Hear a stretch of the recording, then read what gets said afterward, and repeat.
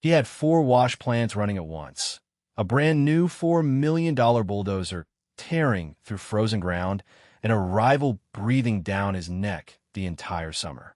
By the time the snow came back to the Yukon, Parker Schnabel was standing in front of a scale that would decide whether this was the greatest season of his career or the closest heartbreak he had ever felt. This is the inside story of how Parker Schnabel pushed his operation further than it had ever gone, and how one man almost 20 years older than him refused to let him win without a fight.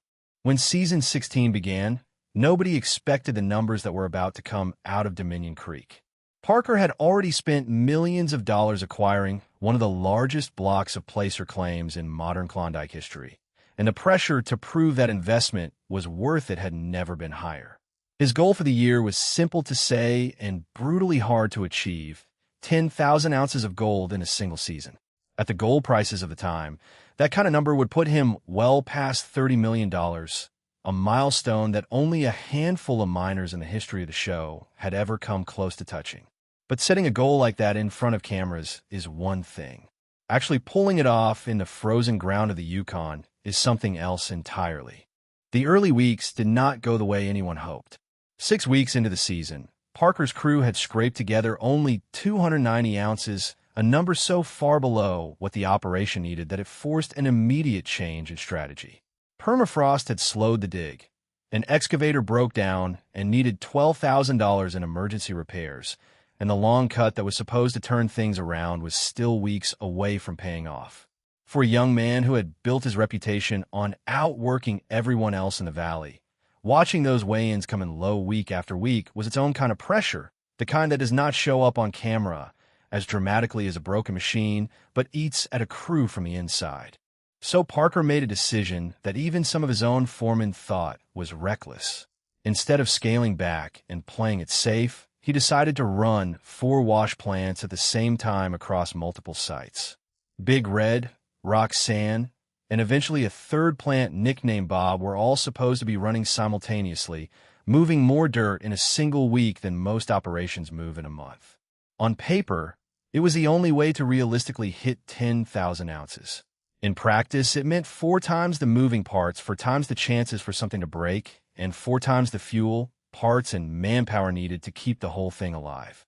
When the 4-plant experiment finally went live around the 10th week of the season total had climbed past 4,000 ounces, putting Parker just under halfway to his target with real momentum behind him for the first time all year.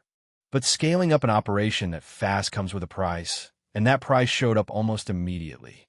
Wash plants that had been relocated to new ground spent more time getting moved into position than actually running, which meant the huge jump in production Parker was hoping for did not materialize right away. Engines strained under the extra workload, belts wore out faster, and foremen were stretched thin trying to keep 4 separate crews synced up across multiple creeks. Parker himself admitted that the numbers needed to increase once the plant stopped getting shuffled around and started actually processing ground.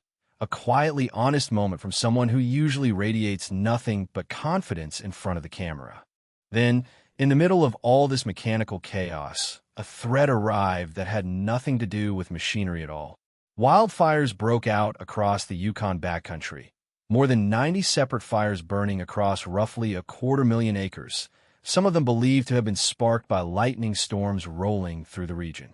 At Dominion Creek, the flames moved close enough that they were only 3 or 4 miles from camp at their nearest point, close enough that Parker was forced to make the call to shut down operations and pull his people out for 5 straight days. For a crew chasing a 10,000-ounce goal with a hard deadline set by the arrival of winter, losing 5 days in the middle of the season felt like losing a piece of the whole year. Roxanne, one of his biggest wash plants, had to be moved 25 miles to a different claim while the fire danger passed, a logistical nightmare made worse by a narrow bridge that nearly stopped the convoy in its tracks. When rain finally moved in and knocked the fires down, Parker's team went straight back to work, sluicing out whatever pay dirt was left in the stockpile before the water license on that section of ground expired.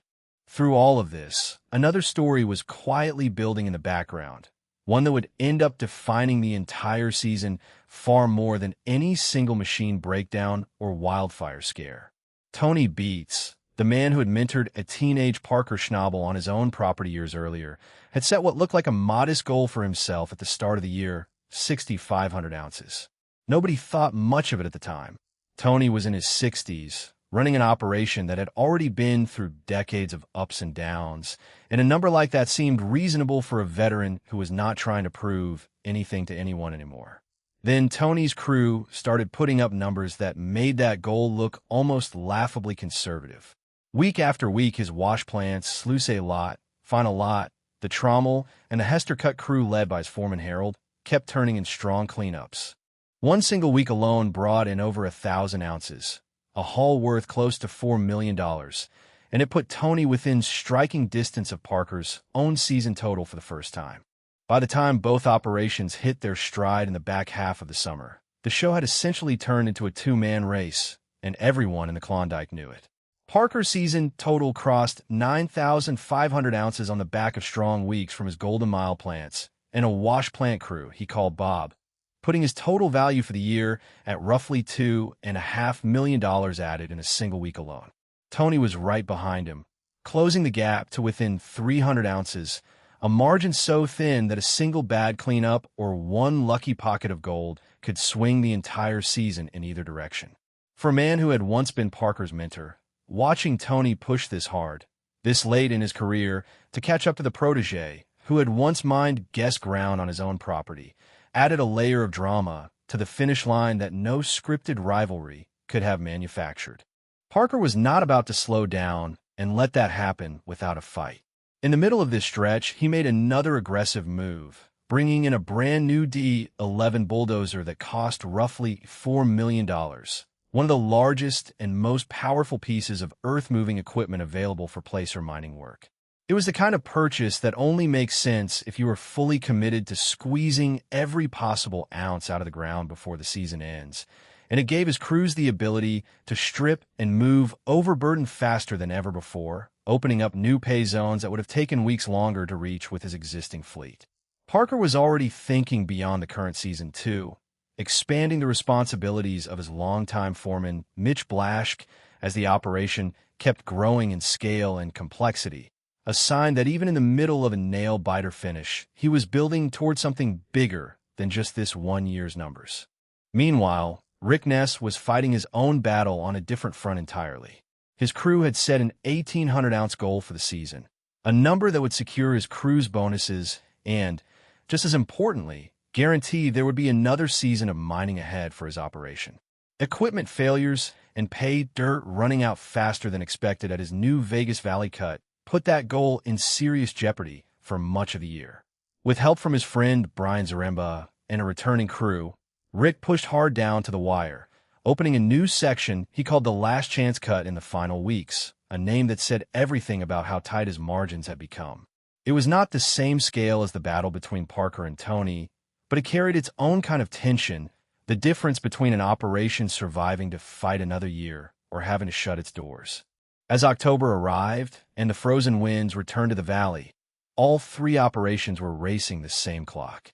Winter does not negotiate in the Klondike, and once the ground freezes hard enough, mining simply stops, whether or not a crew has hit its target. Parker pushed his four-plant operation to its absolute limit in those final weeks, running machines nearly around the clock while his team worked to close out every last cut before shutdown. When the final numbers were tallied, Parker's crew had crossed the 10,000-ounce mark he had set at the beginning of the year, landing at roughly 10,596 ounces, a genuinely historic total that validated the massive gamble of running 4 wash plants at once and the millions of dollars he had poured into new equipment and land. But Tony Beets was not finished either. In one of the most remarkable achievements of his 4 decades in the business, Tony surpassed 10,000 ounces for the first time in his career, and by the time his final cleanups were weighed, his total had climbed to roughly 11,231 ounces, edging out Parker Schnabel by a genuinely narrow margin. For a man who started the season with a modest 6,500-ounce target, finishing the year ahead of the operation that had set out to break every record in the book was a stunning turn of events, and it instantly reframed the entire season as one of the closest and most competitive finishes the show had ever produced. What made this season stand out was not one single miracle discovery or one jaw-dropping cleanup. It was the sheer scale of the gamble both operations were willing to take and how close the final math ended up being. Parker Schnabel put 4 wash plants, a brand new bulldozer, and years of accumulated experience on the line to chase a number that had never realistically been within reach before. He hit it, and it still was not enough to finish on top. Tony Beets, a man who had already achieved more in placer mining than most miners could dream of in several lifetimes, found another gear in his 60s and turned a conservative goal into the biggest season of his career.